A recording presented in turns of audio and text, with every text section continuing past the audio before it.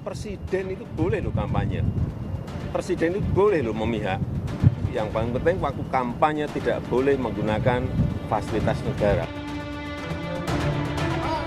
Dengan tegas, Presiden Joko Widodo mengatakan seorang presiden boleh berkampanye dan memihak pada calon tertentu dalam kontestasi demokrasi. Jokowi menyampaikan pernyataan itu di hadapan Prabowo Subianto. Joko Widodo mengatakan itu adalah hak demokrasi dan hak politik sebagai seorang pejabat publik sekaligus pejabat politik, namun tidak boleh menggunakan fasilitas negara untuk berkampanye. Ya, ini kan hak demokrasi, hak politik setiap orang, setiap menteri sama saja. Yang paling penting presiden itu boleh loh kampanye.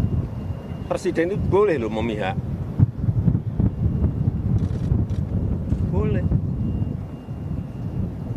Tapi yang paling penting waktu kampanye tidak boleh menggunakan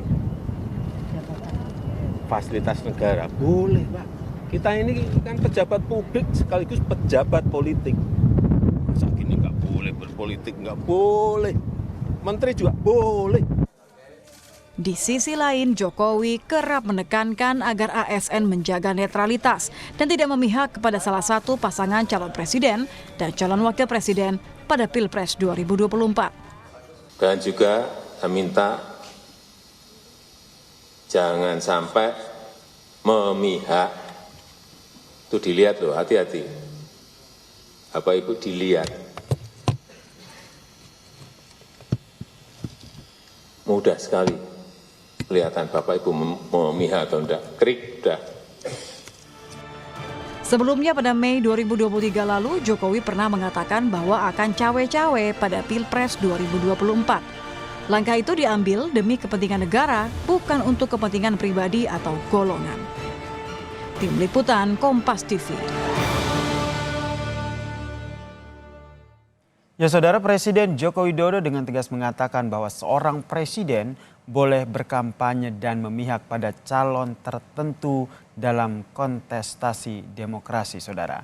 Ini apakah jadi sinyal semakin jelas untuk dukungan ke paslon ataupun capres tertentu di Pilpres? Kita bahas bersama dengan anggota Dewan Pembina Perludem, sekaligus dosen FHUI, Mbak Titi Anggraini yang telah bergabung bersama kami di Kompas Malam. Selamat malam, Mbak Titi. Ya, salam malam, sehat. Mas. Alhamdulillah sehat semua buat kita. Ya, ini beberapa hari lagi bisa dikatakan begitu ya, menghitung hari ke tanggal 14 Februari pencoblosan. Presiden Joko Widodo menyatakan bahwa seorang presiden boleh kampanye dan boleh berpihak. Kenapa akhirnya Presiden Joko Widodo menyampaikan hal ini? Apa yang Anda baca?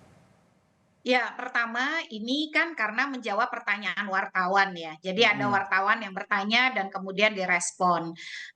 Mengapa kemudian ramai? Karena ini seolah mengkonfirmasi pandangan presiden soal bolehnya cawe-cawe di Pilpres. Karena kan sejak awal presiden mengatakan bahwa dia akan cawe-cawe walaupun kemudian diluruskan untuk memastikan bahwa pemilunya berjalan benar, luber, jurdil begitu ya. Betul. Dan transisi kekuasaan itu tetap akan mencapai tujuan Indonesia emas, kira-kira begitu. Tetapi saya kira situasi soal ketidaknetralan presiden dalam konteks pilihan politik itu ya sejak awal itu sudah terang benderang begitu. Karena kenapa? Dengan membiarkan pencalonan anak kandungnya itu saja sudah merupakan keberpihakan karena bagaimanapun ini kan pencalonannya juga tidak melalui proses yang sederhana ya. Ada putusan Mahkamah Konstitusinya dinyatakan terdapat pelanggaran etika berat dan tetapi kemudian prosesnya berlanjut terus begitu. Dan itu saya kira merupakan konfirmasi bahwa memang Presiden Joko Widodo memiliki dukungan politik terhadap pasangan calon terutama calon nomor 2. Berarti ini sebuah penegasan begitu ya, kalau presiden boleh berkampanye, akhirnya dan juga boleh berpihak, itu sebuah penegasan dari Joko Widodo bahwa jelang tanggal 14 Februari saya akan berkampanye dan juga berpihak untuk capres nomor urut 2, Prabowo dan juga Gibran, anaknya. Meskipun itu hanya menjawab pertanyaan, tetapi dilihat dulu situasinya. Siapa yang berada di sebelah beliau dan kemudian bagaimana pernyataan itu dibuat ya. Dan pernyataan itu saya kira walaupun menjawab pertanyaan itu mengkonfirmasi bahwa memang keberpihakan di dalam proses pilpres oleh seorang presiden itu dimungkinkan dan itu diakui begitu. Jadi kalau kita sekarang nih masih berharap bahwa Presiden Joko Widodo akan menyatakan bahwa dirinya netral, itu sudah pasti tidak mungkin. Tadi kita sempat membahas itu seperti pungguk merindukan bulan begitu. Justru kalau saya sendiri mengharapkan Presiden Joko Widodo terbuka saja menyatakan dukungannya supaya kita tidak menebak-nebak begitu ya terkait dengan aktivitas antara dia sebagai kepala pemerintahan, kepala negara dengan proses kampanye politik. Kalau kita bandingkan dengan pemilu 2014, Pilpres 2014, pada waktu itu memang situasinya agak berbeda. SBY mengakhiri dua periode jabatannya tanpa kemudian kepesertaan anggota keluarganya, anak kandung ya, untuk menjadi calon presiden dan atau wakil presiden. Tetapi pada waktu itu ada besan ya karena Hatta Rajasa menjadi calon wakil presiden. Tetapi dukungan oleh SBY terhadap Hatta Rajasa itu diberikan melalui pernyataan Partai Demokrat, tidak pernyataan pribadi gitu. Itu diberikan pada tanggal 30 Juni 2014. Beda dengan kondisi saat ini ya.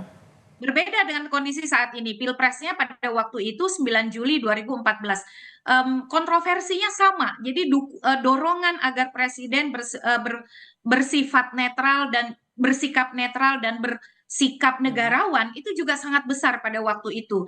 Bedanya adalah SBY tidak pernah melakukan kampanye di Pilpres. Jadi ada dukungan lewat Partai Demokrat itu disampaikan oleh Syarif Hasan. Tetapi kemudian tidak pernah ada kampanye dan memang situasi relasi keluarganya agak berbeda ya. Pada waktu itu besan menjadi cawapres. Kontroversinya juga kira-kira sama begitu. Soal kenegarawanan, soal kompetisi yang jujur, adil, dan setara. Tapi situasi hari ini saya kira lebih gamblang begitu.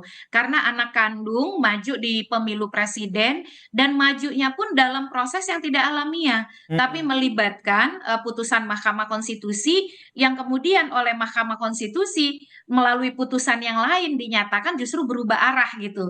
Tadinya ada pengecualian tapi dalam putusan 141 dinyatakan kembali ke open legal policy tapi untuk pemilu yang berikutnya 2029. Nah, situasi ini saya kira menegaskan saja sikap Jokowi, tapi kita harus ingat Mas Yasir, kalau presiden ingin diikutsertakan dalam kampanye, maka ada prosedurnya. Prosedurnya satu, dia tidak boleh menggunakan fasilitas jabatan. Itu sudah diatur dalam aturan hukum ya, dan itu berlaku ya. Oke, baik. Betul. Terdapat di dalam pasal 281 Undang-Undang Pemilu kita. Dan yang kedua dia harus dalam kondisi cuti gitu.